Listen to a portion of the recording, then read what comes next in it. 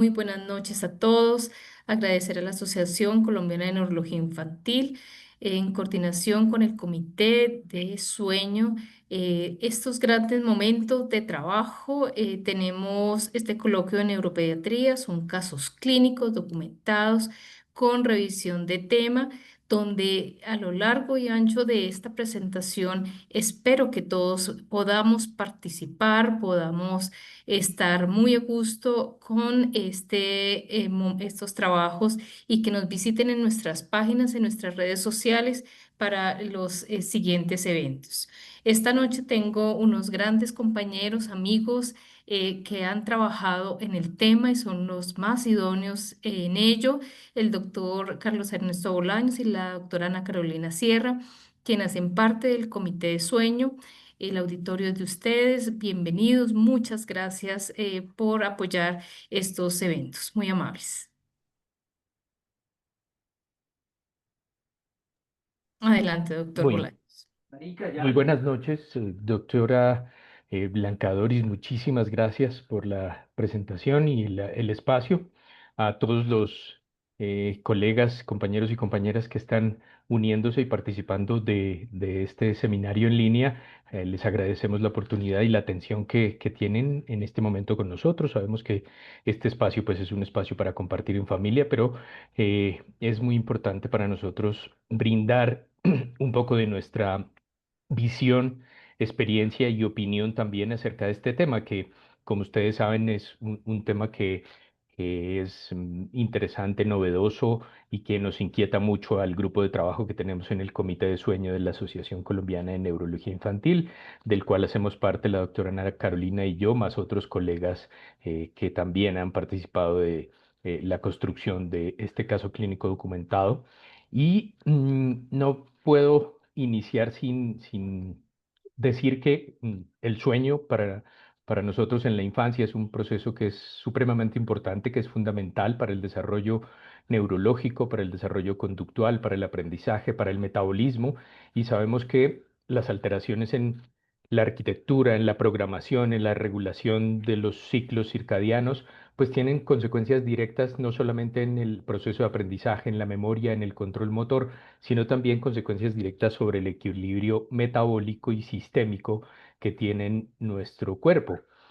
Y mencionar que deberíamos tener una relación y una claridad un poco mayor acerca de cómo nuestros pacientes requieren de nuestro conocimiento al respecto de las alteraciones del sueño, pero también de los errores innatos del metabolismo.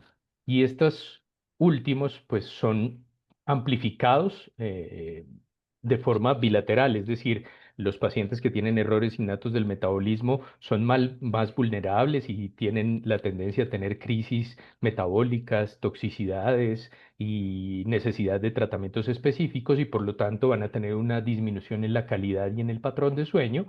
Pero del otro lado también el sueño interactúa y se puede explicar en algunas ocasiones algunos patrones fisiopatológicos de enfermedades metabólicas con síntomas en el sueño.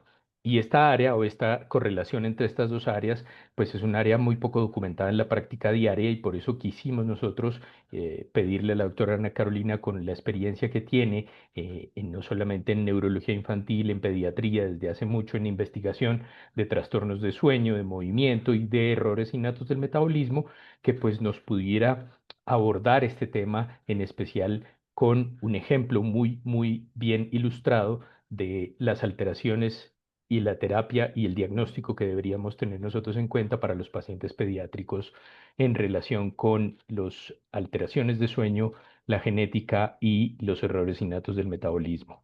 Así que le doy la bienvenida y agradezco nuevamente a la doctora Ana Carolina Sierra por este espacio y por su dedicación y la exposición que vamos a tener a continuación. Muchas gracias, buenas noches a todos. Vamos a empezar este caso eh, haciendo salvedad que vamos a desarrollar el caso a la par de claridad, pues, de desarrollar algo también del tema de los errores innatos de metabolismo, para que tengamos, digamos, un correlato un poco más estrecho entre lo que ocurre con el paciente y lo que puede ocurrir en el tipo de enfermedades de errores innatos de metabolismo, que es pues, como el objetivo de este coloquio. En este momento, el paciente que voy a presentar tiene 15 años, es de sexo masculino, residente en Medellín y también natural de Medellín. El paciente debutó a los 4 años con un stroke isquémico y se documentó por neuroimagen que fue un stroke a nivel putaminal, que no había tenido recurrencia y no había tenido progresión, no había tenido nuevos eventos y quedó con una PCI de disquinética. El paciente desde los 4 años hasta los 9 años fue manejado como secuelas de un stroke y nunca, digamos que se hizo una búsqueda de la etiología del stroke, pero resulta que el paciente empezó a consultar por mucha fatiga, que a pesar pues de que sabíamos que tenía pues la PCI distónica, se fatigaba inclusive en reposo. Ese era pues como el motivo de consulta. Cuando llega ya a la institución donde se tiene pues ya la parte del programa de enfermedades huérfanas, llega a una edad de 9 años y ya a los 9 años el paciente ya había tenido un deterioro franco a nivel de la marcha, a nivel de la atrofia muscular y la queja principal de él era fatiga y también mucha somnolencia. En este momento el paciente, el examen físico de hace 3 meses es el que les estoy presentando. Es un paciente en el que lo que más predomina son los síntomas extrapiramidales. También tiene síntomas, algunos cerebelosos, tiene una atrofia muscular grave y fuera de eso tiene una alteración vulvar, que es llamativo, dado que las resonancias lo que muestran es compromiso a nivel putaminal. Ahora, en este momento, el paciente tiene un diagnóstico de una deficiencia mitocondrial del complejo 1, tiene como dado por un stroke putaminal, como consecuencia también tiene un compromiso motor, o tiene también como una comorbilidad, un trastorno depresivo y una cirugía de escoliosis. Como hemos visto, estos son los diagnósticos de trabajo, pero el CIE-10 específico de trastorno de sueño en la mayoría de las historias no aparece. Y el tratamiento actual del paciente es con baclofeno, con clonazepam, con omeprazol, con PEC, con melatonina, aunque no tiene un código CIE-10 de un trastorno específico del sueño, y que también era llamativo que la queja principal era de somnolencia en el día, pero ha cambiado la queja. Ahorita lo vamos a desarrollar un poco más adelante y está pendiente la bomba de Baclof. El paciente, cuando se empezó a estudiar por el stroke putaminal, porque era llamativo que la fatiga del paciente, por eso fue que le repitieron imágenes y empezaron a sospechar que tuviera una etiología neurogenética, entre ellas empezaron a mirar que fuera un error innato de metabolismo. Se empezaron los estudios realmente en el 2017. Los estudios bioquímicos básicos no fueron concluyentes, tanto las dilcarnitinas como las terinas, como la relación lactato-piruvato fueron normales y el primer exoma que se hizo en el 2017 salió normal. Las imágenes tiene 2 imágenes y con los mismos hallazgos. No sé, realmente con el tiempo no se ha encontrado unos hallazgos diferentes, pero en vista que el paciente no se explicaba, pues como cuál era los otros síntomas concomitantes que empezó a tener, que era ya empeoramiento de la marcha, la fatiga ya hacía que el paciente en reposo inclusive no fuera capaz siquiera de caminar 3, y no era por dolor ni por alteración de la marcha, sino por sensación de fatiga, pero no de disnea. Se empezó al principio a tratar como si fuera una ley, pero no cuadraba pues como otras cosas de ley, y se hizo otro exoma y este salió con una alteración patológica en el complejo mitocondrial 1. Esta deficiencia del complejo 1 mitocondrial está ya en OMIN clasificada. Se da por una alteración en el cromosoma 8, tiene una herencia autosómica recesiva, y cuando uno se va a la página de OMIN, donde dice pues la parte de resumen o sinopsis, nos habla pues como muchas de las características que tenía el paciente, que era un stroke terminal, la parte de hipotonía, la parte de la alteración muscular, pues sobre todo por la atrofia muscular. Al principio el desarrollo psicomotor era normal al inicio, y después tenía regresiones. El paciente lo único que ha tenido es el compromiso motor, no ha tenido compromiso cognitivo, dificultades en la marcha, la parte de rigidez, ataxia, epilepsia. El paciente no ha tenido epilepsia nunca, y anomalías en la sustancia blanca similares al síndrome de Leigh.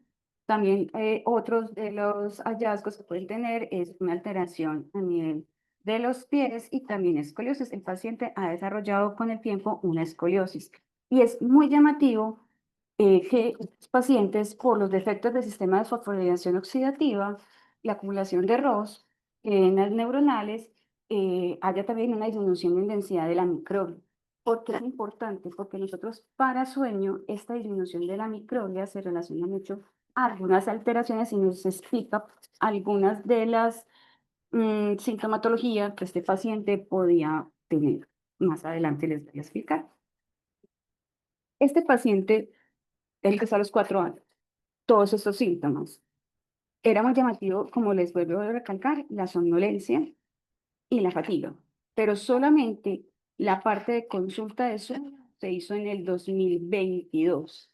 Pasó todo este tiempo y pensaron que la parte de la fatiga y la somnolencia era más por la enfermedad de base y también por los medicamentos.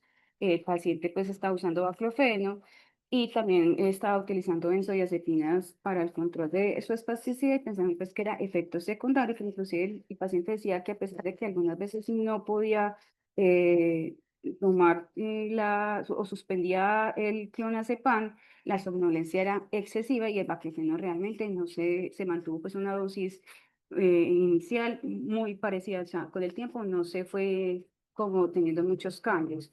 Cuando se hizo específicamente la consulta de sueño, se pudo observar que el paciente en este momento tenía una rutina de acostarse entre las 11 y las 12 y se dormía a la 1 de la mañana. Por eso era que se le había adicionado melatonina.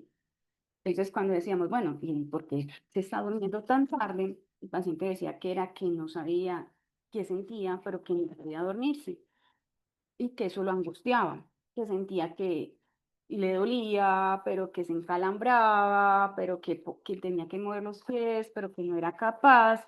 En sus propias palabras, él decía, tengo un desasosiego y no sé por qué. Y fuera de eso, la fatiga era lo que más refería. Se levanta a las 9 de la mañana, pero sin embargo, a pesar de tener pues un tiempo total de sueño no tan inadecuado, más en el horario que el tiempo total de sueño, tiene que hacer siestas en el día, de 1 o 2 siestas en el día, cada una de 1 hora.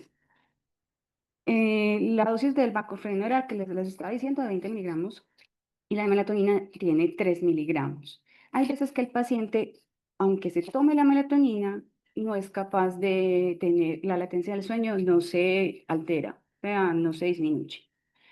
Cuando empezamos a preguntar como por cosas de sueño o específicamente, miramos que el paciente tenía síntomas respiratorios durante el sueño desde hace mucho tiempo, y que solamente se empezaron a tener en cuenta cuando el paciente empezó a roncar. Pero el paciente desde los 4 años tenía mucha fatiga, mucha somnolencia, una diaforesis nocturna, una cialorrea nocturna, y no refería pausas respiratorias durante el sueño. Y fue donde se decidió hacer una polisomnografía. Esta polisomnografía era muy llamativa, que a pesar de que tenía una buena ciencia en el sueño, este jovencito tenía unos índices de porcentajes de sueño, lo que uno llama pues la estructura del sueño, alterados, sobre todo porque el N3 no estaba muy bueno y el REM ausente. Uno decimos, bueno, hay veces que no hacen sueño REM, no alcanzan a hacer sueño REM, pero en la medida en que se fueron repitiendo exámenes, porque no solamente se repitió otra polsonografía, sino que se repitió electroencefalogramas por la probabilidad de estos jovencitos de tener epilepsia, siempre, y aunque eran electros largos, siempre el REM es ausente. Y con respecto a los eventos respiratorios durante el sueño, el paciente tenía un ARI obstructivo que era de 7. En ese momento el paciente tenía, en el 2023 estaba pues como en el borderline para uno hacer la clasificación del AI obstructivo como pediatra. Y fuera de eso, aunque él no tenía trastorno de movimientos periódicos de piernas, sí se encontró que tenía criterios de sueño inquieto por el video de la poli y también tenía mioclonías subcorticales. Y él muchas veces refería era que se movía mucho y la mamá que dormía con él, que no las dejaba dormir porque daba, como decía coloquialmente la mamá, pateaba mucho. Otra cosa, otros despertares que también tenía el paciente era la parte de dolor. Muchas veces la mamá decía que él llegaba medio dormido, se quejaba y que ella lo tenía que reposicionar y que al reposicionarlo el paciente descansaba y que el hábito intestinal de él era cada 48 horas a pesar del PET. Y el día en que era más o menos el segundo día sin dar del cuerpo, era el día en que más moría y el día en que más se despertaba. Y el paciente también ya nos estaban hablando de que tenía algo de disfunción vulvar, tenía algo de disfagia. ¿Esto por qué es importante? Porque todo esto nos puede explicar que el paciente no tenía un solo trastorno de sueño, porque el motivo de consulta de sueño realmente es para formular la melatonina porque no dormía. Pero si vemos, el paciente tenía muchas más otras cosas que nos podrían hacer que ese sueño estuviera desestructurado. Y entonces empezamos a mirar, bueno, en un universo de enfermedades huérfanas, ¿sí? La gráfica que les estoy mostrando es en un hospital de cuarto nivel en el que yo trabajo, cómo se divide el porcentaje de los pacientes que están en el programa de huérfanas y que son pediátricos y de estos cuánto sabemos de sueño en estas patologías. Los subdividí en grandes grupos, en errores innatos, etiología cromosómica, con una disfunción autonómica o neuromusculares, pero sabemos que todos pueden compartir. Ejemplo, un error innato de metabolismo puede tener compromiso muscular, una cromosomopatía, unas enfermedades también de disfunción autonómica también pueden tener a su vez alteraciones neuromusculares, entonces se entremezcla mucho también como tanto los síntomas como también las manifestaciones eh, que se pueden estar compartidas. Pero a pesar de que tenemos un amplio gama y que realmente los errores innatos confirmados, estos son confirmados molecularmente, no son el gran abanico, muchas veces como son pacientes que son tan siniestrados, pacientes que tienen tantas otras cosas, como decía el doctor, las crisis metabólicas, también la parte, muchos cursan con epilepsias, la parte también motora, entonces no preguntamos mucho por el sueño en estos pacientes. Específicamente en errores innatos de metabolismo, los trastornos del sueño tienen una relevancia porque el sueño normal está muy ligado a la integridad neurológica y neuromuscular. Sabemos que en estas entidades esto se pierde. Hay una incidencia global de un 33% en todos los errores innatos de metabolismo y hasta un 75% en enfermedades mitocondriales. Pero no es solamente porque tengo una enfermedad mitocondrial. todos los pacientes con enfermedades neurológicas crónicas pueden tener otras causas asociadas que no son solamente de su enfermedad metabólica de base, que pueden tener alteraciones de sueño y que nos influyen en esta parte del sueño y que deberíamos preguntar. Cuando vemos los mecanismos de por qué es más susceptible estos pacientes con errores en el metabolismo a tener a tener trastornos de sueño, porque está un 75%, eh, en cambio, en otras entidades no es tan alto. Vemos que puede haber un desequilibrio metabólico por una alteración o disminución de neurotransmisores, sobre todo se habla mucho de la parte de los neurotransmisores dopaminérgicos, una disfunción neurológica, ¿sí? Por la parte pues de apoptosis, y también ya se está hablando de la ferroptosis, y esa ferroptosis ya se está hablando que es un biomarcador de apnea del sueño, y se ve mucho ferroptosis. Se está hablando no solamente en neurodegenerativas y en cáncer, sino también en errores innatos de metabolismo que tengan alteración mucho de acumulación de radicales libres, como en estos, como las enfermedades mitocondriales. También la parte de los pacientes que tienen alteraciones sensoriales, muchos de estos tienen compromisos como cegueras o baja visión y pueden tener alteraciones del ciclo circadiano, y las más común, free running. Y la regulación del sistema autonómico, sobre todo se ve en algunas acidemias orgánicas, en la fenilcetonuria, el dolor, que el dolor puede ser secundario, por ejemplo, en los pacientes que quedan con compromiso piramidal o extrapiramidal, o también por compromiso a nivel neurosensorial, como por ejemplo con la porfiria, el compromiso muscular, porque no es a nivel solamente de músculo esquelético, sino también a nivel pulmonar, y se ve mucho en estos pacientes que tempranamente podemos tener estos compromisos.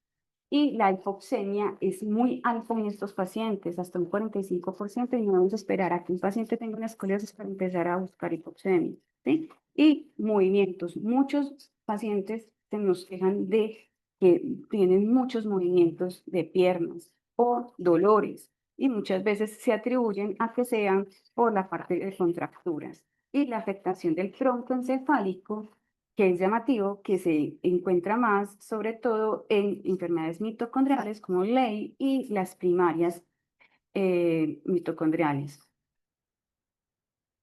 Pero aunque digamos que hemos visto que es una estadística muy grande de trastornos del sueño en estos pacientes, y hay muy poquitos estudios. Cuando estábamos haciendo la revisión bibliográfica en el mundo de la parte de, bueno, que le han estudiado a estos pacientes de los trastornos del sueño, digamos que los estudios tienen muy poquitos pacientes. Este, digamos, es uno de los estudios más grandes que encontré, en el que eran 5 pacientes con enfermedad mitocondrial confirmada o sospechada.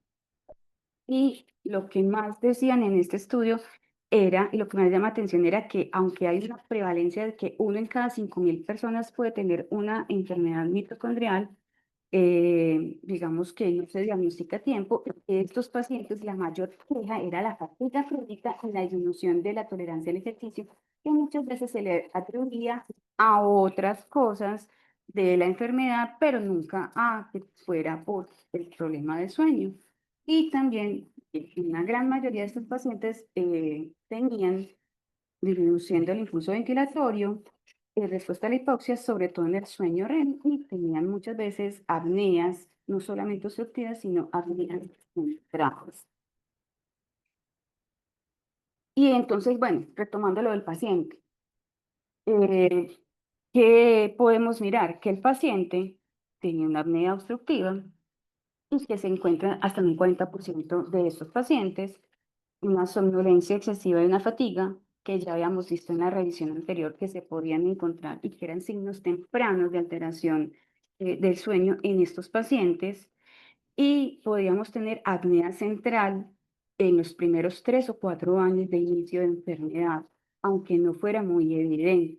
Y en ellos lo que se recomienda es que para poder hacer un diagnóstico de apnea central, como un criterio de síndrome de apnea central, no es el índice de 5 por hora, sino un índice de 3 por hora. Y una hipoventilación hasta un 20% de estos pacientes. También se ve una disminución del sueño N3 y es llamativo que haya una ausencia del sueño REM en pacientes con lesiones medulares inferiores independientes de la presencia de un trastorno del sueño asociado. Como les había dicho, en este paciente veíamos que tenía una ausencia del sueño REM en varios estudios. Entonces le pedimos una resonancia de médula. En la resonancia de médula no encontramos una lesión, pero sí un adelgazamiento que no corresponde, pues no tenía, aunque no tenía una resonancia previa, pues digamos que no es lo más común que se encuentre en el tipo de alteración mitocondrial que tiene este paciente. Pero sí nos explicaba por qué este paciente tenía una ausencia del sueño REM y también una pérdida de la tonía y por eso estaba con tantos movimientos. Y es también, este jovencito tenía mioclonías y podemos ver que hasta un 41% los pacientes pueden tener movimientos de extremidades durante el sueño y también podemos tener mioclonías que son subcorticales y que en este paciente no se están tratando. Y se acuerdan que yo les había dicho algo de la microglia, de la alteración de las microglias. Eso también, esa alteración de la microglia también nos afecta mucho la parte de sueño porque la glia está directamente relacionada tanto con la homeostasis del sueño después de un trasnocho como también del ciclo circadiano. Entonces, este paciente también podría estar teniendo alguna alteración como de un trastorno también del, no tanto insomnio, sino como un trastorno también de, en el que aunque no tuviera todos los criterios para no decir que tuviera un retraso de fase, en algunas ocasiones se podría comportar así. Digamos que por este paciente empezamos como a revisar, bueno, y los que nosotros tenemos en Colombia, en nuestras bases de datos, nosotros estudiamos a estos pacientes, nosotros preguntamos por sueño a los pacientes con errores innatos de metabolismo, ¿es común o no? Voy a hablar como por experiencia local de la base de datos de un hospital de cuarto nivel de 822 pacientes con enfermedades huérfanas, neurogenéticas, de inicio en la infancia, que tenían un diagnóstico confirmado molecularmente y que contaban ya sea con un estudio de sueño o con un CIE-10 de una comorbilidad de sueño que encontramos. Y vimos, oh sorpresa, estos jovencitos podían tener unos trastornos del sueño y un insomnio en mucha alta tasa y que no preguntábamos o muchas veces empezamos a preguntar ya pasados varios años de inicio de los cuadros de enfermedad. Pero ¿por qué es importante eso? Porque resulta que aunque para muchas de estas entidades de errores innatos del tipo específico de tratamiento, y podemos impactar en la parte de comorbilidades para mejorar calidad de vida, porque el paciente en lo que más se quejaba era en la parte de cansancio, fatiga, ¿sí? Y también porque hay algunas nuevas cosas que podemos utilizar en estos pacientes, por ejemplo, en los pacientes que hacen hipoventilación, no solamente la parte de ventilación mecánica, que sabemos que muchas veces ya sea ventilación mecánica o ventilación no invasiva, hay barreras administrativas, barreras geográficas que hacen parte también importante de que no puedan tener esos tratamientos y algunas veces poder utilizar un tratamiento farmacológico como son las aminofilinas, las teofilinas. Aunque son resultados inconsistentes, digamos que podemos darle el chance en algunos tipos de pacientes. Para el insomnio, el uso del magnesio, sobre todo el glicinato y la coenzima Q10, se ha visto que ha mejorado el insomnio en esos pacientes, específicamente la coenzima Q10, que la utilizamos en algunas mitocondriales, pero la dosis de coenzima Q10 para insomnio en esos pacientes es una dosis mayor. Y algunas, digamos, estudios han hablado de estimulación vestibular para estos pacientes porque dicen que mejora la respuesta hipóxica y también la disfunción que ellos pueden tener a nivel también del sistema autónomo y que eso hace que puede mejorar el sueño. Entonces proponen una especie como de camas mecedoras especiales en los que los pacientes duermen y mejora esta parte.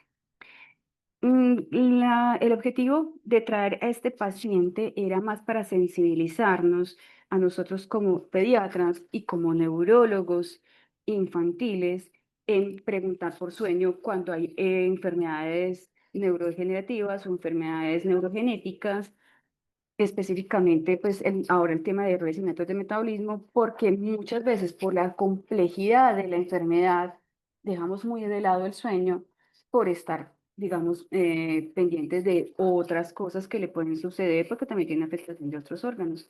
Pero ver que muchas veces son subdiagnosticados, yo creo que esos 822 pacientes muy probablemente, si nos ponemos juiciosos, sufren mucho.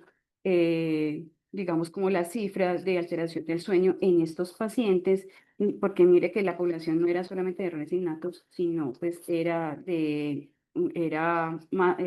las enfermedades huérfanas como tal, de inicio en la infancia.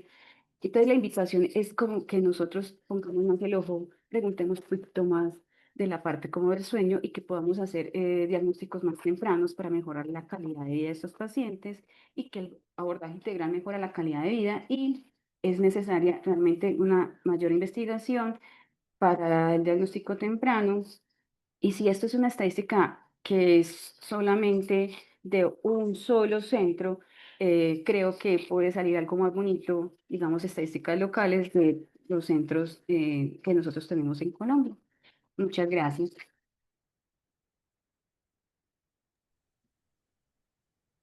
Muchísimas gracias, doctora Ana Carolina. Creo que un aplauso virtual por esta magnífica presentación que creo que abre el espacio a través de este caso clínico que es muy llamativo, interesante y como lo mencionó su merced también, es un pilar para que estemos un poco más sensibilizados en la manera de abordar a los pacientes con trastornos de sueño.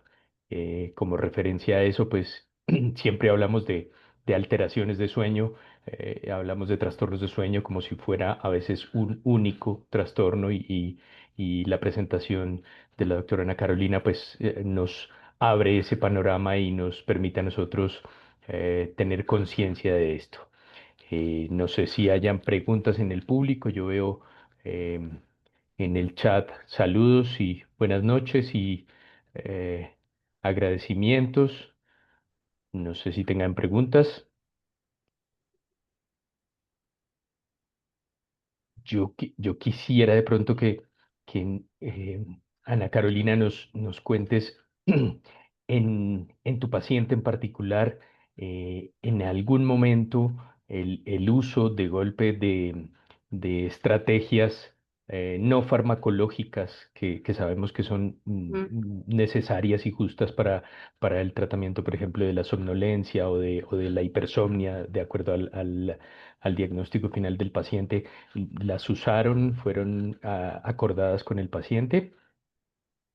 Sí, porque inclusive la parte de estrategias no farmacológicas siempre va de la mano y el paciente también tenía un diagnóstico de un trastorno de ansiedad.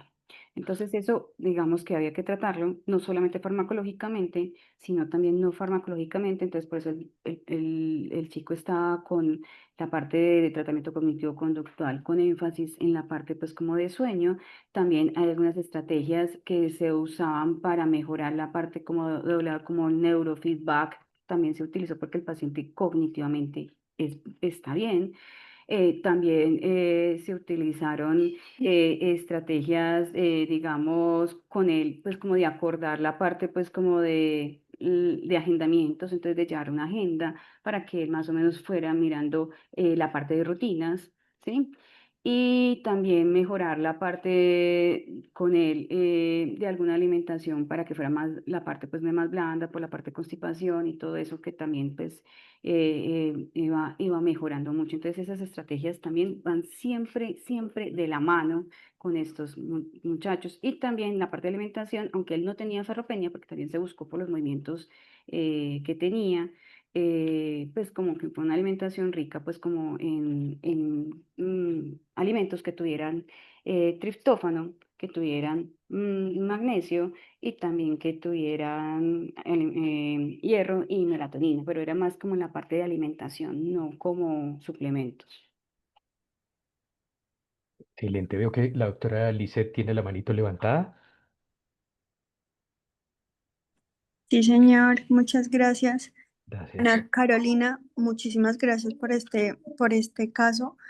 Algo que decía Carlos, que uno debe tener sobre el hacer un abordaje integral de estos chiquitos con enfermedades crónicas complejas, ¿no? Y lo que tú decías, el trastorno del sueño aquí además es multifactorial y lo mencionabas tú allí en la cantidad de medicamentos que el nené estaba usando, inclusive en la irritabilidad que tenía, en la distensión abdominal, en la probable hiperalgesia visceral, en la necesidad de movilización por la postura en las noches que generaba dolor. Tú muy bien lo decías y bueno, hay algunos artículos de pacientes con enfermedades crónicas complejas y de condiciones con enfermedades neurológicas severas en las que el insomnio y la somnolencia, por otro lado, superan un porcentaje de entre el 30 y hasta el 50% o más cuando son atendidos por pediatras en unidades de cuidados paliativos. Y el dolor, que es otro de los síntomas Ujú. que a veces subestimamos o no preguntamos, inclusive llega hasta el 75% y es una de las causas que tú estabas hablando ahorita del disconfort que sienten los pacientes al dormir y obviamente el hecho de que no descansen al día siguiente pues van a tener un círculo vicioso, ¿no? De más dolor, de más irritabilidad, de más ansiedad y bueno, de otra polisintomatología que los va a quejar y que los va a llevar a un círculo vicioso de mayor síntomas y de incluso nosotros como médicos de colocar más manejos farmacológicos que pueden interaccionar en uno con el otro y generar más efectos adversos. Me gusta esa estadística, me encanta esa estadística que presentaste de los 800 pacientes y tienes toda la razón. Deberíamos como juntarnos a ver esa polisintomatología que tienen los pacientes con enfermedades huérfanas. Muchas gracias. Muchas gracias. Muchísimas gracias, doctora. Creo que hay una manito levantada, la doctora Cecilia Algarín. Muchas gracias por conectarse. Adelante, doctora Cecilia.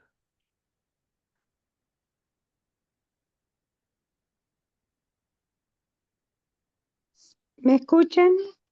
Sí, perfectamente, gracias. Ah, bueno. Eh, bueno, yo soy de las neuropediatras antiguas y yo vivo en Chile, pero sí pues me gusta siempre participar en las cosas de la asociación y bueno, yo he trabajado investigación y una de las partes de la investigación son el desarrollo del ciclo sueño-vigilia durante las diferentes etapas de la vida. Y una de las cosas que siempre pues nos llama la atención es precisamente que se habla del sueño como si fuera un síntoma más, ¿no? Y no se tiene en cuenta que no es el sueño solo, es el ciclo sueño-vigilia el que en donde está centrada el desarrollo de nuestra vida. O sea, nosotros vivimos el ciclo sueño-vigilia, es uno de los más importantes ritmos biológicos y a partir de este ciclo sueño-vigilia se desarrollan otros ritmos biológicos que son importantes para muchas actividades metabólicas, etcétera. No me quiero extender mucho, lo único que quería decir respecto a este campo es que cuando los niños tienen unas enfermedades tan complejas y están con muchas medicaciones y además con muchas intervenciones terapéuticas, etcétera, es muy importante que el médico que está tratando al niño, el médico que dirige básicamente toda la, que es como el que maneja más al niño, debe tratar de organizar para la familia y para el niño eh, ese ciclo de sueño-vigilia debe, debería por lo menos decirle, instaurarle la rutina de a qué hora levantarse, a qué hora decirle que se duerma. Los horarios de comida también son muy importantes en este ciclo de sueño-vigilia porque van acompañados la alimentación con el sueño. Si ustedes se dan cuenta de que uno nace, estas dos cosas van de la mano. Y una cosa muy importante son dos cosas más importantes más son, uno, las medicaciones. Tratar de establecer que aquellas medicaciones que tiendan a dar somnolencia como efecto secundario o que definitivamente producen sueño como efecto que es el que uno quiere dar, se les den se les den en la noche y se les indique a qué hora Mm, y que aquellas y las terapias también es muy importante establecer un horario de terapia o de actividad del niño o lo que sea que se hagan en las horas en que el niño realmente deba estar despierto y no, esto es lo más difícil, yo sé, porque hay muchas terapias o muchas actividades que tienen que hacer el niño tienen que ser a horas que les tocan, no que ellos quieran, sino que les corresponden por lo que sea. Pero si uno intenta que las, las terapias o el estudiar o la adquisición de conocimientos o de habilidades se hagan en los momentos en donde una persona se supone debe estar más en vigilia, eso ayuda a que estas terapias o estos conocimientos puedan llegar a un mejor término. Entonces, es muy importante y me parece muy bien, muy bueno que se hagan esa reflexión la nueva generación de neurólogos infantiles y sí, y nosotros siempre hemos propuesto que una de las preguntas más importantes cuando uno hace una historia clínica por primera vez es preguntar a qué hora se acuesta el niño, a qué hora se levanta el niño y cómo es su sueño. Eso era, muchas gracias. Muchísimas gracias a usted, doctora Cecilia. Seguimos sus pasos y su aprendizaje y conocemos de su trayectoria y la investigación que ha hecho a través de toda el ciclo de sueño-vigilia y del ciclo circadiano en general. Em, Creo que tenemos otra pregunta en el chat de la doctora Lina Tavera. Nos dice, muchas gracias por la presentación. ¿Cuándo o en qué casos deberíamos considerar los probióticos como parte del tratamiento de los problemas de sueño? A ver, ya se está hablando mucho de la parte pues de la relación intestino, en el cerebro, inclusive pues del boom de los probióticos, no solamente en sueño, pues, sino en la parte también de otros trastornos del sueño, pues se está hablando mucho también pues como en la parte pues como de autismo y eso. Y se habla que la disibiosis intestinal, sobre todo en los pacientes que tienen constipación, en los pacientes que tienen el hábito intestinal alterado, da mucho a la parte de irritabilidad y eso nos causa mucho la parte de insomnio y es una de las estrategias que inclusive se están utilizando en estos pacientes para mejorar la parte y no solamente mejoran mucho la conducta, sino que también mejoran pues el sueño. Entonces, sobre todo en los pacientes que consideramos que su hábito intestinal está alterado, que pueda tener algo de constipación o algo, una disbiosis, podríamos empezar a utilizar probióticos. Inclusive las gastroenterólogas en algunas ocasiones utilizan rifaximirina adicional. Muy interesante, muchísimas gracias. Tenemos otra pregunta de la doctora Paula Andrea Mier. Dice, buenas noches, gracias por la presentación. ¿Tuvo regresión la disfagia en este paciente luego de precisar el diagnóstico e instaurar tratamiento? No, es leve, no ha progresado. Ok, aunque es una excelente pregunta por las Sí, alteraciones vulvares que sí, podría tener el caso sí, pero no. y, y obviamente que las condiciones del compromiso deglutorio, el compromiso respiratorio con el drive central respiratorio, pues podrían verse comprometidos. Pero sobre todo algo que creo que remarcó muy bien Ana Carolina es ese llamarnos la atención también dentro de este caso a ver que ese paciente tenía un nulo sueño REM o un muy escaso registro de sueño REM. Y quizá es una pregunta que yo también me hacía que creo que no tengo claridad, pero ¿cuál crees tú que podría ser esa relación? ¿Será que ese puede ser un biomarcador también de alteraciones en los pacientes con trastornos mitocondriales? Aunque digamos que hay una asociación, realmente en la literatura no hay, pues, o sea, no lo hablan como que sea un biomarcador porque es algo inconsistente. Pero digamos que en algunos pacientes que realmente han tenido más alteraciones del REM, no solamente que no hay ausencia del REM, sino que se ven que hay más inestabilidad respiratoria en el REM, se fueron a hacer, pues como a mirar las imágenes y vieron que tenía alteraciones a nivel vulvar. Pero es más como relación que realmente lo han instaurado como biomarcador. Pero pensando que en este paciente no nos cuadraba que él realmente no tenía por imágenes un compromiso a nivel, pues como de un stroke de tallo o algo, el por qué esa parte de esa disfagia, siendo que tampoco era una alteración de una debilidad pues marcada de músculos de la cara ni nada, le buscamos y le encontramos pues solamente un adelgazamiento. También digamos que algo que nos quedó en el tintero es que este chico tuvo una cirugía de escoliosis. Entonces ahí quedamos como, bueno, esto es por la enfermedad mitocondrial o también es algo, aunque supuestamente pues era una escoliosis, no tenía mielopatía, pero digamos que quedó como en el tintero porque neurocirugía ni tampoco neuroradiología se comprometió a decir que eso era solamente por algo de la enfermedad. Muy interesante. Bueno, yo creo que no veo más preguntas en el chat. No observo tampoco manitos levantadas.